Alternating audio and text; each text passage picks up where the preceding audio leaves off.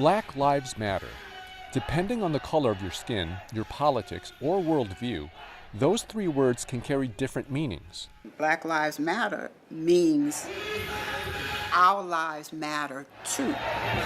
Not that we are better than, we are the same as. It's hard for me to believe that people truly don't understand the point and the purpose behind Black Lives Matter, why it was said in the first place. So to respond with All Lives Matter, I feel like it's, in all cases, a willful ignorance and an intention to continue the belief that, yeah, we should be treated more unfairly than other communities.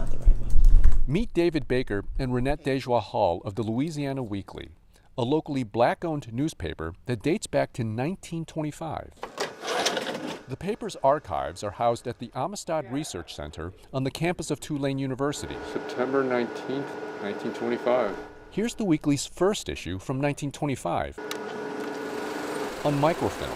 This paper will be in the home of every colored man in Louisiana. When my grandfather started the paper, it was not just to dispute was covered in mainstream media, but it was also to promote what the black community was doing, because that was not covered in the mainstream media. Renette continues that mission.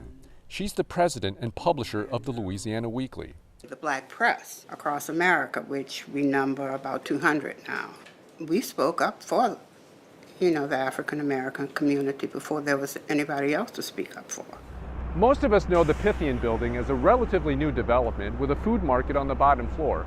But this is where the Louisiana Weekly used to be headquartered, and this building used to be a symbol of black pride and enterprise in New Orleans. The Dejoie name grew in prominence. For a time, Renette's uncle was a part owner of the New Orleans Saints. That's her father at the groundbreaking for the Superdome. Back then, the Louisiana Weekly was 50 cents. It still is today. I've been told I'm not necessarily a great businesswoman because I haven't raised the price of the paper since the 70s. And that's because I want everybody to be able to afford to buy the paper and get the news. David Baker is an associate editor. Beyond just saying the world isn't equitable for black people, we will give you the examples of how. We talk about the system of racism, how it's institutionalized, how it started. David and Renette say too often, television demonizes African Americans, feeding or perhaps even generating a fear of black people. We know right now, While they didn't offer concrete examples, they said they believe television's coverage of violence, such as school or mass shootings, tends to throw a harsher light on black suspects. When there's a national tragedy, you can give it a pretty good guess on the race and gender of the culprit on the basis of whether or not they're shown on TV by face within that first 24 hours, or honestly even in the first 8, and if their name is released. If it's a black person, it's often done right away. It's often some photograph that is not very flattering. It's the way mainstream media presents it. If it's a black suspect, you all tell us it's a black suspect. If it's a white suspect, race is never mentioned. So you are building, you keep giving an image to people that only people that commit crime are black people. The net effect of that media bias, they say, is black lives become less important. A black woman can go missing or can be abused, and that doesn't make the news. Certainly not national news. We will publish stories about that all the time.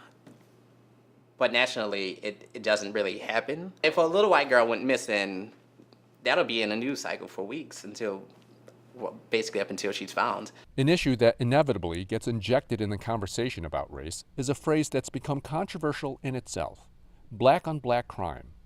On the day that 9-year-old Devontae Bryant was shot to death in the 7th Ward, the New Orleans police superintendent said such violence must stop. We as a community need to take a look at ourselves.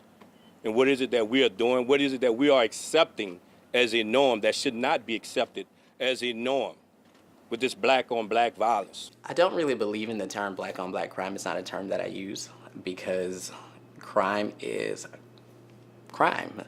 And crime happens within the communities where people live. So when there's crime in a white neighborhood, no one ever uses the phrase white on white crime. You don't have to go far online to find critics of Black Lives Matter who say African Americans selectively ignore crime committed by one of their own.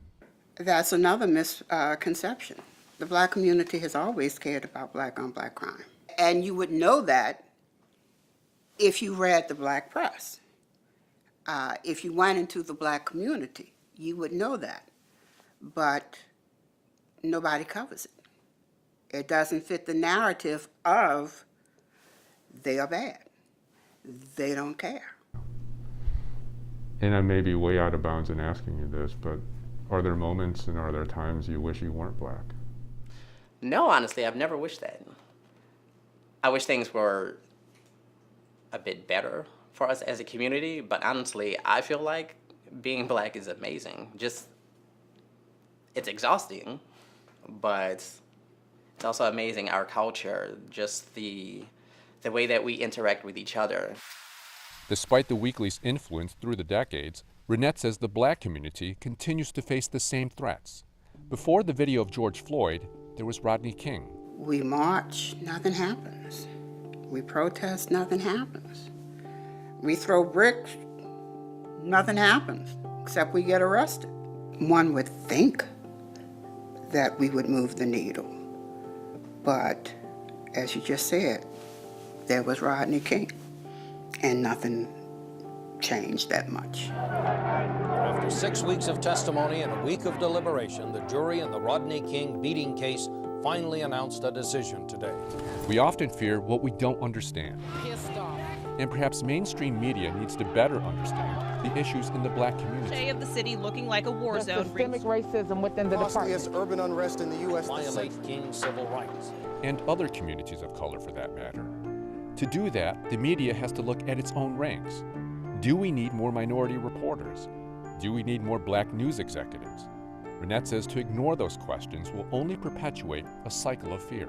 The white community feels threatened that if the black community gains enough power, that they will be treated as they have treated us, which means they know that we haven't been treated correctly.